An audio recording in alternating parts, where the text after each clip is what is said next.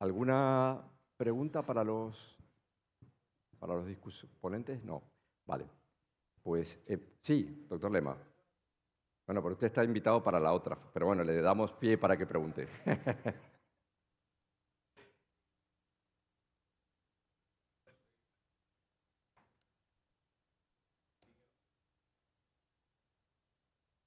No, en alto volumen. En los pacientes fit para quimioterapia, que nuestra No. población son todos. Bueno, está claro que el escenario del cáncer de próstata hormonosensible ha cambiado y ha cambiado a mejor, obviamente, porque todas las opciones terapéuticas hoy día son en favor de mejorar la supervivencia global.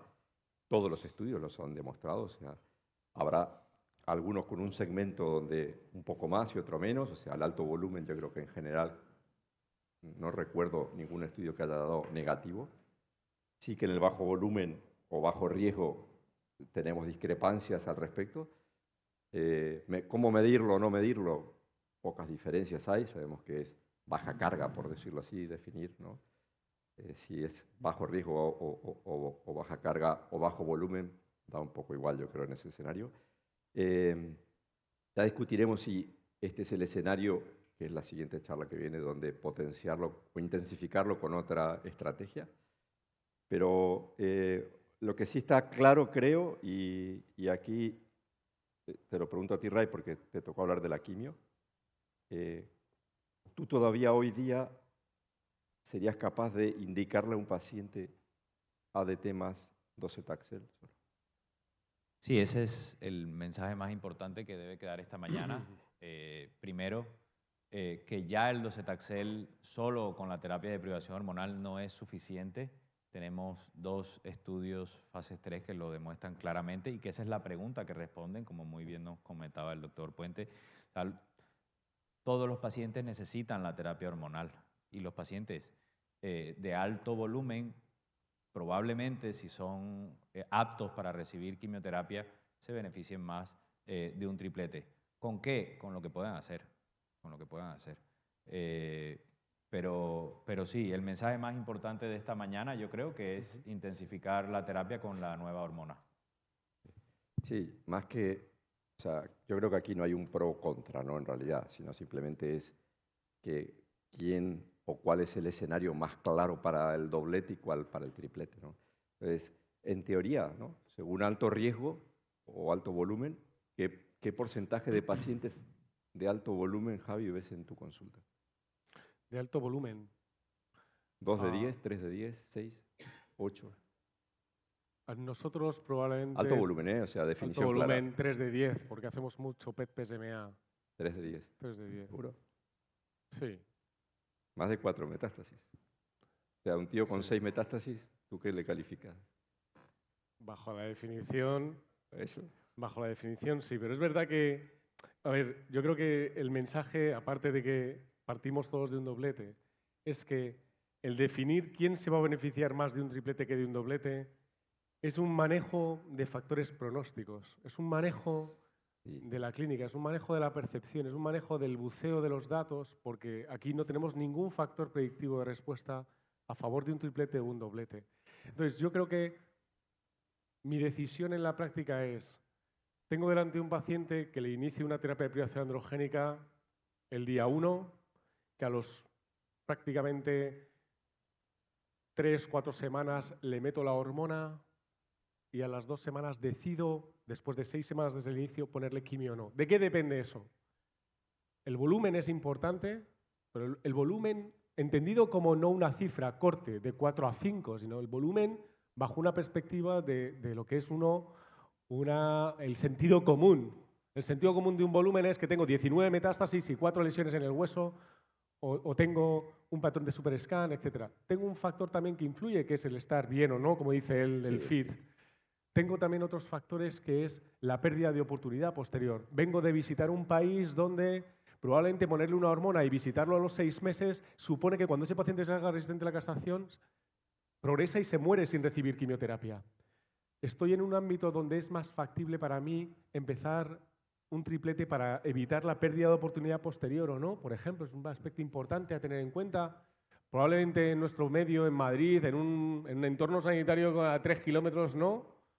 Y luego hay factores que yo creo que lo he querido poner, que también la biología es importante. Y yo creo que eso vamos a caminar hacia eso, hacia intentar identificar qué gente tiene enfermedad biológicamente más agresiva que te indica pensar que es mejor un triplete.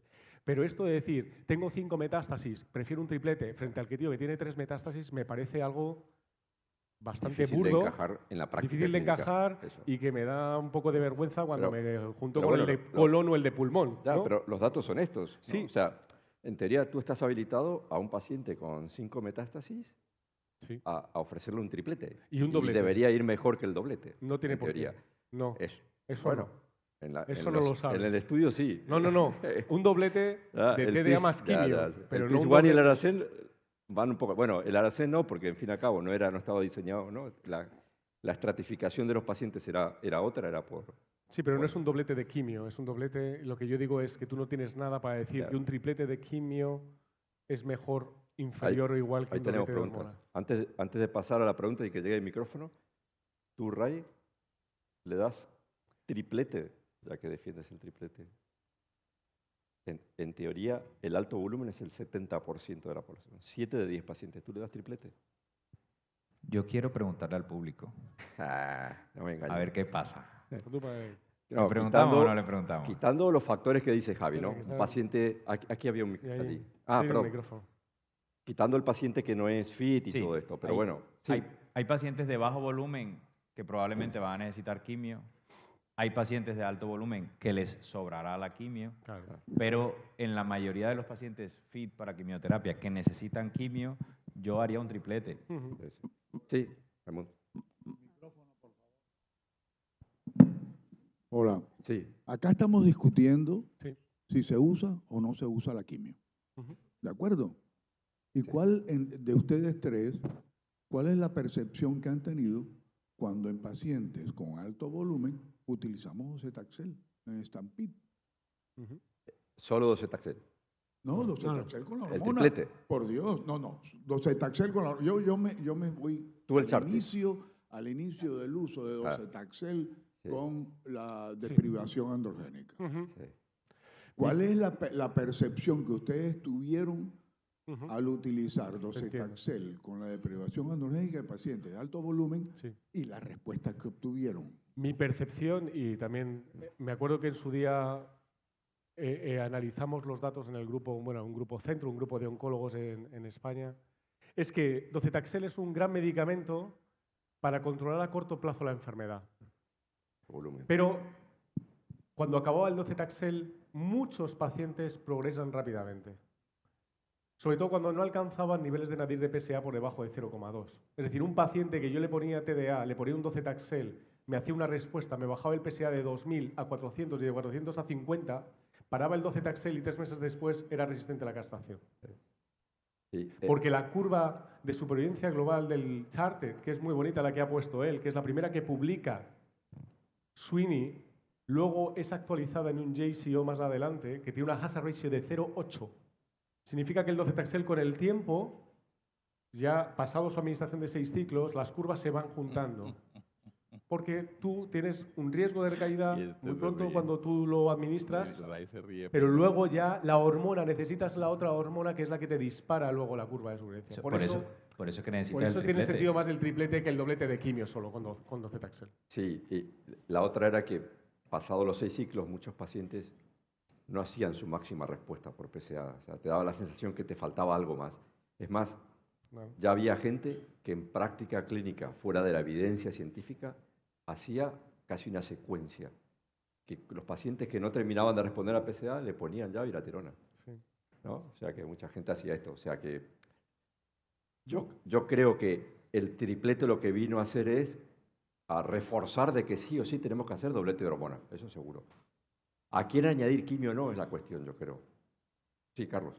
No, yo creo que Javier tocó un punto que es que acá clasificamos los de alto riesgo con PET-PSMA, entonces tenemos de alto volumen muchos que no eran en el estudio de bajo volumen. Ajá. Entonces es una, y yo se los comento con Ray, si no es alto volumen, pero si no tuviéramos eso era bajo volumen como eran los estudios.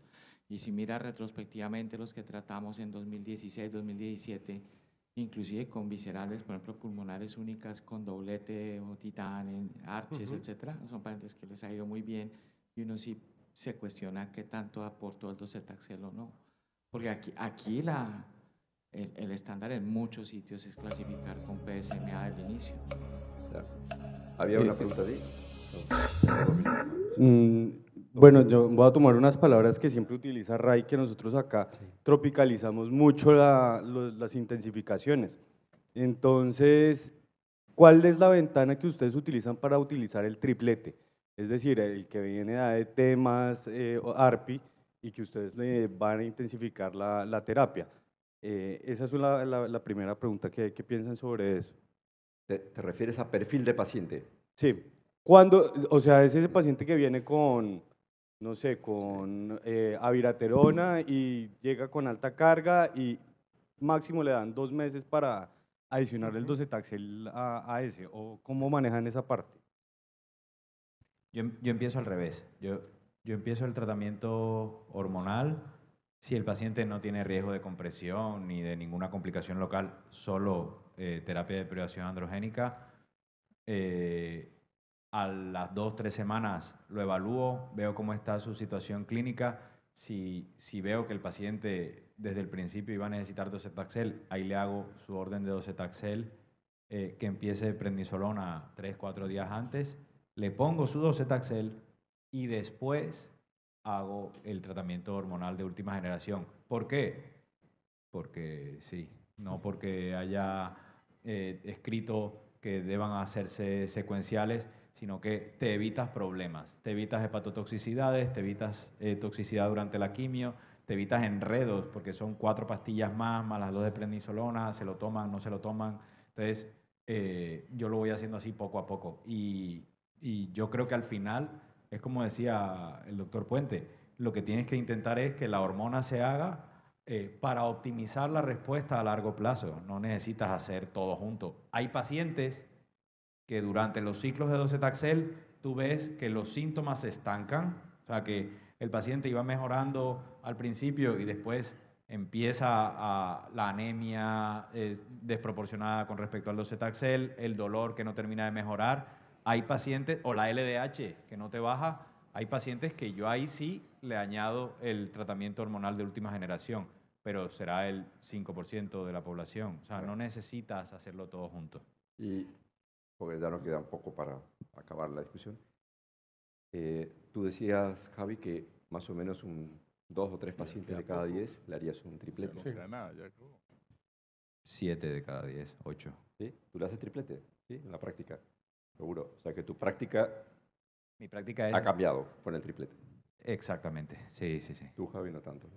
No tanto, no tanto. Pero sí. Sí, esta es una cuestión que creo, y lo vemos en mucha gente, es que el triplete, a pesar de llegar con mucha información, evidencia científica a favor de tratar sobre todo el alto volumen, no está cambiando mucho nuestra práctica clínica, porque ya hacíamos quimio a solo un 20 o un 30% de los pacientes. Ahora sabemos que es con hormona, pero la quimio como tal solo era un 20-30%. O sea que, Sí, es que aquí hay menos acceso, menos Claro. screening de PSA, los Claro. pacientes llegan Claro. peor. claro. Bueno, Muy bien. Gracias. Pues, muchas gracias.